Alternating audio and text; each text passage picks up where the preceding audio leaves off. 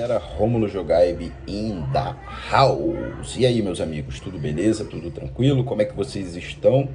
Hoje eu vim falar com vocês, depois de muito tempo, de um assunto muito pertinente, muito frequente, tanto nos pacientes que eu já acompanho, quanto pessoas usuárias de esteroides anabolizantes que fazem isso por conta própria, que é a apneia do sono.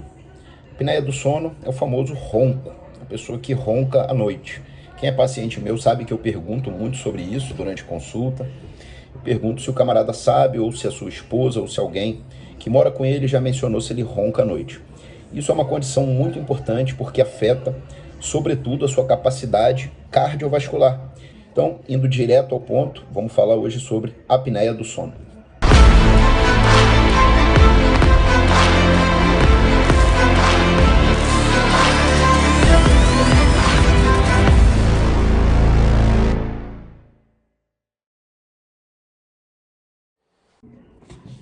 Então vamos lá, galera, vamos falar sobre apneia do sono, tá? Eu não sou médico especialista em sono, não sou otorrino.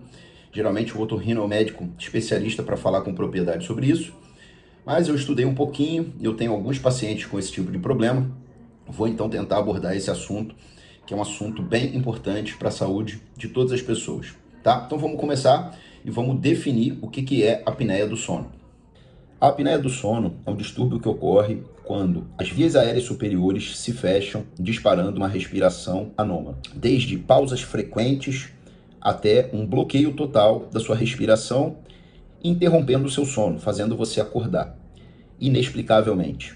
E isso, muitas das vezes, é relatado por pacientes como um súbito despertar com palpitação, sudorese e sensação de falta de ar, aquele galope no peito. O paciente acorda assim, muitas das vezes não sabe, ou às vezes está tendo um sonho e ele é despertado no meio desse sonho e interpreta isso como um pesadelo. Olha que curioso, né? E às vezes o cara fica sem entender, né? Se ele mora sozinho, se ninguém fala para ele que ele ronca, ele nunca vai saber. Mas se a esposa dele fala, poxa, cara, você tem roncado bastante, ele acaba por descobrir essa condição. E vamos falar aqui então dos 3 tipos de apneia que a gente tem conhecidos documentados, que é a apneia obstrutiva, que é a apneia mais comum, mais frequente na população, que se dá por um bloqueio mecânico, físico, da passagem de ar, desde aqui de fora até a chegada dos seus pulmões. E isso pode ocorrer por situações como um desvio de septo, uma hipertrofia de cornetos, uma hipertrofia da mucosa dessa cavidade nasal, estreitando a passagem de ar, ou, por exemplo, da presença de um pólipo nasal, que é mecanicamente uma massa que está instalada naquela região, dificultando mecanicamente o fluxo livre de ar. Então isso é muito comum em pessoas com condições como asma, sinusite, rinites de repetição, ou também pessoas que têm uma grande circunferência do seu pescoço. Homens que têm mais de 42, 43 centímetros de circunferência de pescoço, é praticamente certo que ele apresenta uma apneia obstrutiva crônica. Já a apneia central é diferente, é uma situação muito menos frequente e ela se dá por distúrbios que afetam a função do tronco cerebral, o tronco encefálico, que é a porção do seu sistema nervoso responsável por controlar a sua respiração. Isso pode ocorrer por situações como insuficiência cardíaca, condições respiratórias conhecidas como Cheyne-Stokes, ou condições crônicas de doença renal avançada, afetando o controle desse centro nervoso que faz a sua respiração. Então é uma situação muito mais complexa que regula, né, que afeta o órgão regulador da sua respiração. E drogas, opioides, álcool, benzodiazepínicos, maconha, drogas para controle de dor crônica à base de opioides, como oxicodona, codeína, tramadol, tudo isso podem afetar esse centro que controla a sua respiração, o tronco encefálico, gerando uma apneia central. Não é à toa que a gente ouve sempre aquele paciente que fala, não, doutor, eu não ronco não, eu só ronco quando eu bebo, eu só ronco quando eu fumo maconha. Então isso é muito frequente porque o cara está se colocando numa situação de apneia central causada por alteração no uso dessas substâncias. Já a apneia mista é uma mistura desses dois tipos de apneia que eu mencionei aqui. Então o que é o ronco? O ronco é o ruído emitido pela vibração dos tecidos moles que compõem a sua cavidade oral, sua cavidade nasal, suas amígdalas, sua língua, seu palato mole, o fluxo aéreo estreitado, passando por essas regiões, vai fazer esse ruído. Muito frequentemente ocorre também o que a gente chama de queda da língua. A queda da língua, né? A língua é um músculo e ele relaxa quando você adormece, podendo haver o que a gente chama de queda da língua e bloqueio do fluxo aéreo. Então, o primeiro sintoma mais comum e frequente é o próprio ronco, que você vai descobrir, por exemplo, quando alguém relata para você.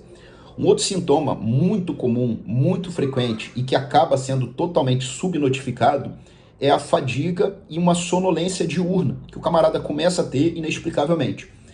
Então o cara começa a ficar cansado, fadigado, tem um sono absurdo, às vezes dorme no volante, dorme no meio de uma sala de aula, lotada, sentado na primeira carteira, ainda que seja o assunto de preferência dele.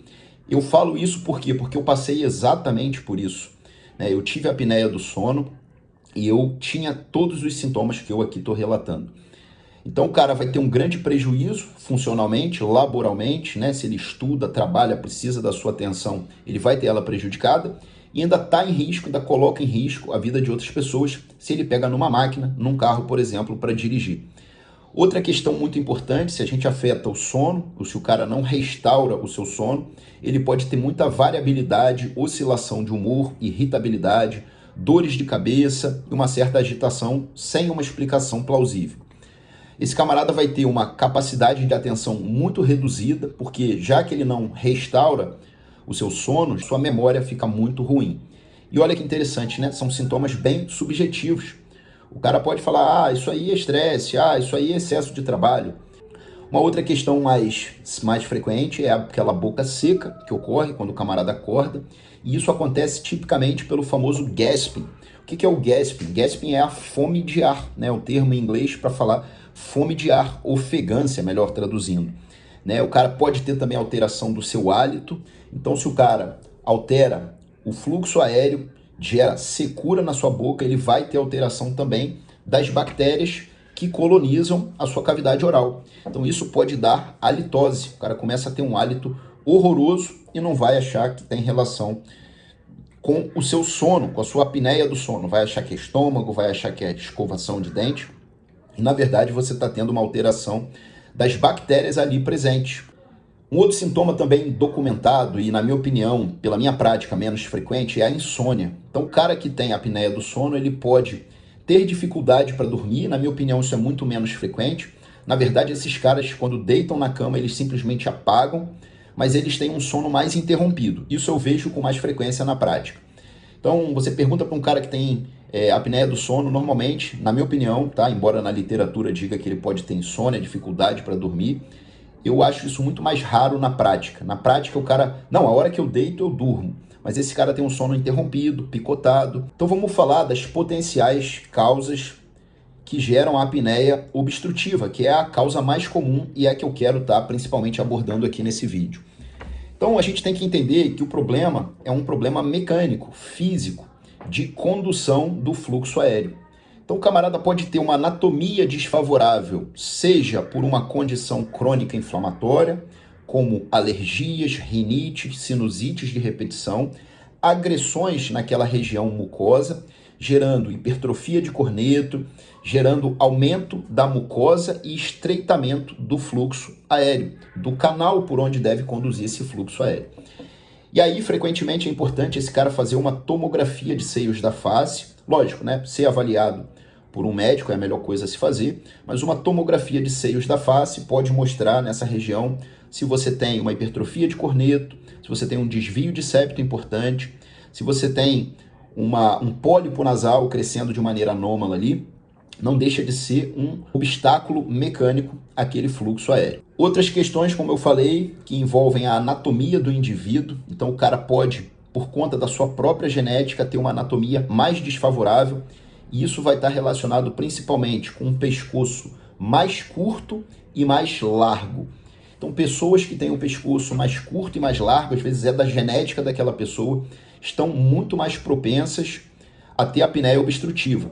E isso vai se somar, vai ser ainda mais agravado se o cara tem obesidade ou se o cara desenvolveu demais essa musculatura, que foi justamente o meu caso. né? Eu treinava trapézio, como toda pessoa treinava suas musculaturas, eu treinava o meu trapézio, e eu treinando o trapézio, eu acabei desenvolvendo também bastante o meu pescoço, e isso, essa musculatura desenvolvida relaxa, gera peso no momento que você está dormindo e obstrui o fluxo aéreo. Isso tipicamente pode ser melhorado quando você dorme de lado, né? Isso é piorado quando você dorme em decúbito dorsal, mas ainda assim, mesmo dormindo de lado, isso pode não ser satisfatório. O que a gente tem que entender, né? Faringe é um tubo oco de condução de ar. Essa faringe ela é dividida em 3 nomes anatômicos: nasofaringe, orofaringe e hipofaringe.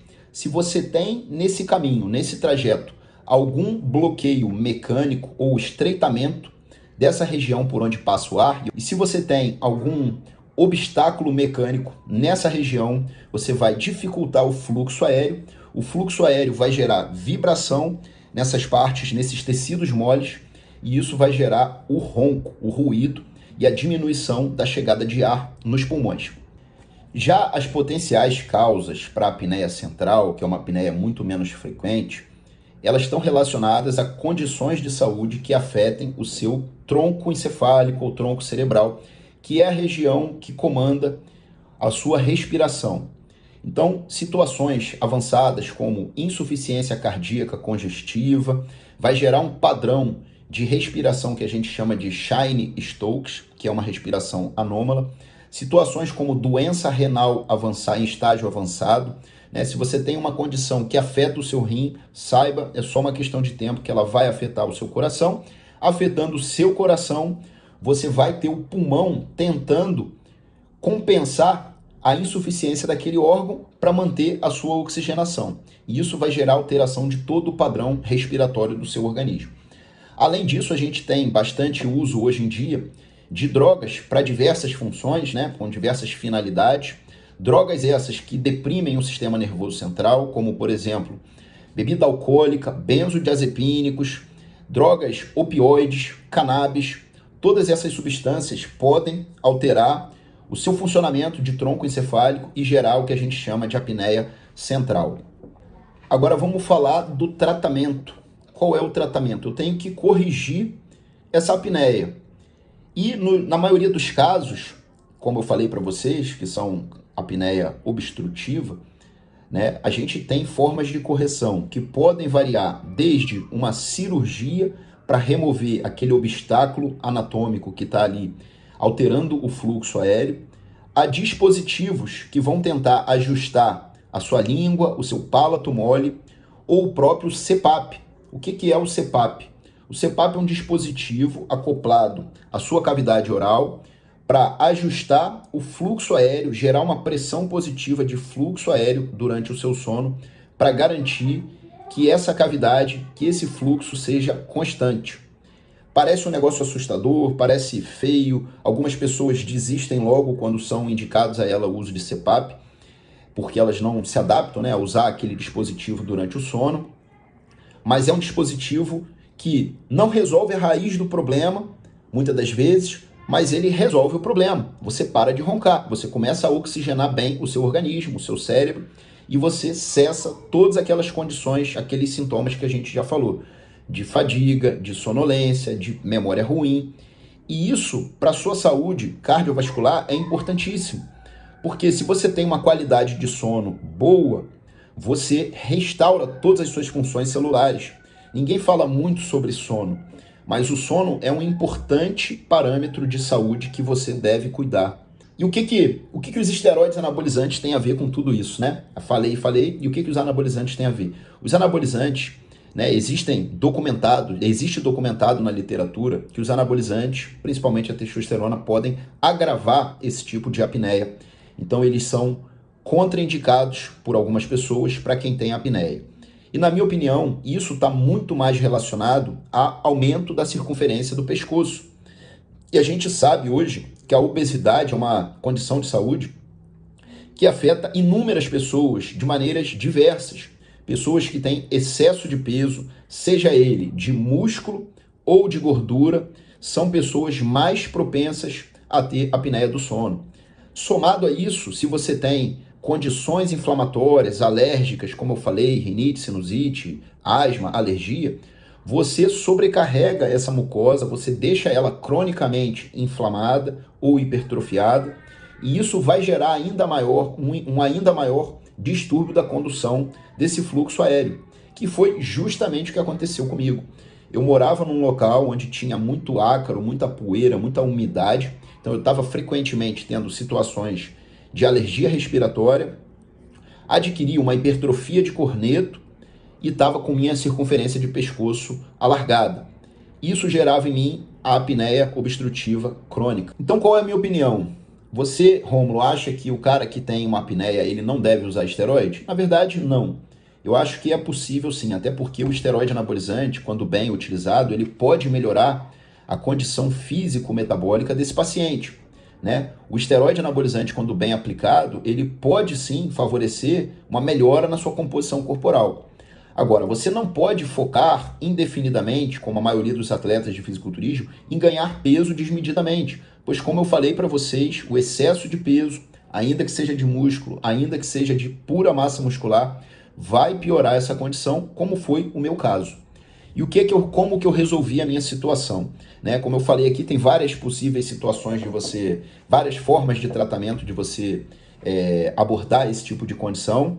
E no meu caso, eu me mudei do local onde eu morava, passei a morar num lugar onde tinha menos ácaro, menos umidade, menos poeira, diminuí a condição inflamatória crônica que eu tinha nas minhas vias aéreas e comecei a parar de me exercitar do trapézio. Parei de me exercitar do trapézio, a minha musculatura, que estava muito hipertrofiada, diminuiu.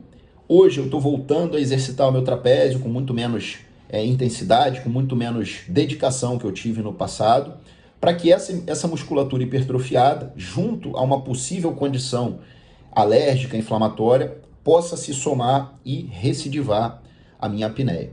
Então é importante, se você mora com uma companheira, com alguém, pergunte a ela se você ronca à noite. Se você ronca e está percebendo sintomas de fadiga, sonolência, memória ruim, se você tem cefaleias crônicas, se você tem muita alteração de humor, oscilação de humor, irritabilidade, é possível que você tenha apneia do sono e não saiba. E essa apneia pode também predispor você a desenvolver hipertensão. Você gera no seu corpo, cronicamente, uma condição adrenérgica, de estímulo adrenérgico, e estímulo adrenérgico é o famoso estímulo de luta ou fuga. O seu corpo se preparando para uma possível agressão de luta ou fuga. E aí, essa condição adrenérgica vai te predispor à hipertensão, porque a adrenalina ela é um hormônio vasoconstritor. Se ele é vasoconstritor, ele aperta a parede dos seus vasos, o seu fluxo sanguíneo fica mais aumentado, você tendo vasoconstricção, esse fluxo sanguíneo chega mais velozmente para os seus músculos, preparando você evolutivamente para uma condição de luta ou fuga, e você fica hipertenso. Aí você vai tratar a sua hipertensão. Beleza, menos mal, mas a raiz do problema você não está resolvendo. Então é importante que se você tem excesso de peso, você perca peso. É importante, se você tem condições inflamatórias, alérgicas, como eu mencionei, você trate essa condição, seja com acompanhamento médico, através de uso de medicações ou de corticoide, por um período que o médico achar válido, ou tirar de vez aquela condição inflamatória. E isso, às vezes, olha que complexo, está relacionado não aquilo que você respira meramente, às vezes está relacionado com algum alimento que aparentemente não tem uma relação com a sua cavidade respiratória, com a sua cavidade nasal, pode estar disparando situações inflamatórias alérgicas. E não querendo falar mal de nenhuma substância, mas um alimento hoje muito frequente por causar rinite e sinusite é o leite. Nós sabemos que hoje alguns alimentos recebem condições durante a sua industrialização para que eles durem mais tempo na prateleira, né? O cara que vende o alimento para você, ele não quer prejuízo, ele quer lucro. E hoje a Anvisa não permite, não obriga esse fabricante desses alimentos a discriminar tudo que compõe ali no leite, por exemplo. Então, às vezes, tem produtos ali, conservantes ali, que são problemáticos para a sua saúde e que não estão sendo declarados na sua composição. Não é à toa que você pode perceber uma rinite, uma sinusite, uma secreção nasal logo após ingerir esses alimentos. E aí, olha que curioso, A gente pensa que é alergia à lactose, que é intolerância a glúten, né? Situações muito faladas hoje em dia. E às vezes não é nada disso. Às vezes, o que está acontecendo? Certo produto alimentício, ainda que seja, por exemplo, o leite, da marca X, ele recebe um tratamento e o da marca Y recebe outro tratamento. Aí você, com o da marca Y, não percebe aquela condição que você percebe com a marca X. Por que será? Todos os dois são leite, mas um recebe uma forma de tratamento industrializado e o outro, às vezes, recebe outro. Então você vai ter ali substâncias que não estão sendo discriminadas no rótulo, mas que estão presentes acometendo a sua saúde. Então, meus amigos, é uma questão muito complexa, muito importante. Eu não acho que os anabolizantes devam ser contraindicados num paciente que tem apneia, mas eu acho sim que isso deve ser monitorado, isso deve ser muito bem assistido, para que a sua saúde, sobretudo a sua saúde cardiovascular, esteja em segurança, seja com CPAP, seja com acompanhamento de otorrino profissional, seja com algum uso de dispositivo oral, seja com mudança no posicionamento do seu sono, seja com retirada de fármacos que podem estar disparando essa apneia, como eu falei aqui, de vários fármacos. É importante que você tenha uma boa noite de sono. Hoje a gente já tem aí alguns reloginhos, anéis, que monitoram a variabilidade da sua frequência cardíaca para tentar colocar para você como que anda a sua noite de sono. Se você tem um sono mais REM, um sono mais profundo, um sono mais leve, né? Através desses dispositivos você pode de alguma maneira acompanhar como anda a sua noite de sono. Então é isso, pessoal. É isso que eu queria deixar para vocês. Então é a minha opinião, não sou última palavra em nada, sou apenas um cara que trabalha com esteroides anabolizantes, dando a minha opinião. Se você ficou até aqui, o meu muito obrigado. Curtam, compartilhem, se inscrevam no meu canal. Meu canal aqui no YouTube eu não coloco tanto conteúdo, com tanta frequência. Eu tenho um perfil no Instagram, @RomuloJogaib, onde eu apareço com mais frequência, com conteúdos mais curtos. Mas se você gostou desse vídeo, se você achou ele interessante, achou que ele agrega alguma coisa para você ou potencialmente para a saúde de alguém que você gosta, empurra esse vídeo, compartilha, comenta aqui se você já passou por alguma situação semelhante a essa. Eu, na medida do possível, vou estar compartilhando mais conteúdos relacionados à saúde, uso de esteroides anabolizantes, que é o carro-chefe do que eu mais falo, mas tomem com grande importância o cuidado que vocês devem ter com a saúde, a qualidade do sono que vocês têm. O dia que vocês estiverem restaurada, restabelecida, uma boa noite de sono com frequência, vocês em pouquíssimas semanas vão perceber, vão entender exatamente do que eu estou falando. Isso tanto do ponto de vista fisiológico, de como você vai se sentir, o desempenho que você vai ter nas suas tarefas, na sua memória, na sua função cognitiva, no seu trabalho, a sua atividade física de musculação, como também a médio e longo prazo, pensando em preservar a sua saúde. Tá certo, meus amigos? Um abraço a todos e até a próxima.